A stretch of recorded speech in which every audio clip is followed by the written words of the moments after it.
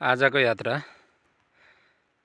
2082 साल फागुन 1 गते म ओखलढुङ्गाबाट हर्कपुर घुर्मी हुँदै खाङसाङबाट यो घाङसाङ बेसीको माथिल्लो चाहिँ पुल, यो विशेष गरेर पलापु भन्ज्याङ जाने बाटो रहेछ।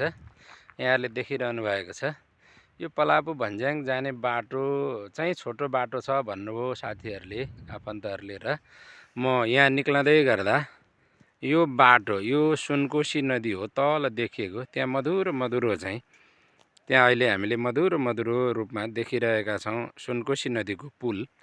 त्यो सुनकोशी नदीको पुल तरेर म यो उकालो आइरहेको छु। त्यो पारिपट्टि एउटा बाटोको धसरा देखिन्छ खन्दै गरेको, त्यो कोशीतिर झार्ने र त्यहाँ केही गर्दै गर्ने होला। नवलपुर घाटमा नपुगिकन म यो उकालो आएको हो। बाटोको परिस्थिति चम्पादेवी गाउँपालिकाले खनाएका बाटाहरू मध्ये यो पनि एक रहेछ। म यहाँ माथि डाँडामा निक्लिएर बिसाएको छु। मेरो साथी यस्तो छ। म अब यही बाटो हुँदै यो पलापु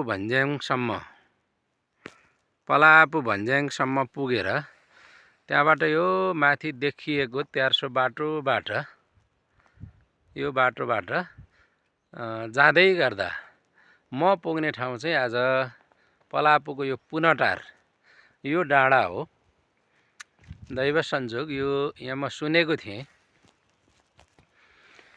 यी गाउँ पाखा उकाली ओरालीहरू छिचोल्दै त खनेको बाटासम्म चाहिँ ट्र्याक्टर आएर अस्ति सासूको मलाम जाँदा बित्नु भएको बुहारीलाई त्यहीँ ट्र्याक्टरमा राख्ने व्यवस्था गरिएको थियो। सोही बेला नै घटना घटेको हो भन्ने सुनिएको छ।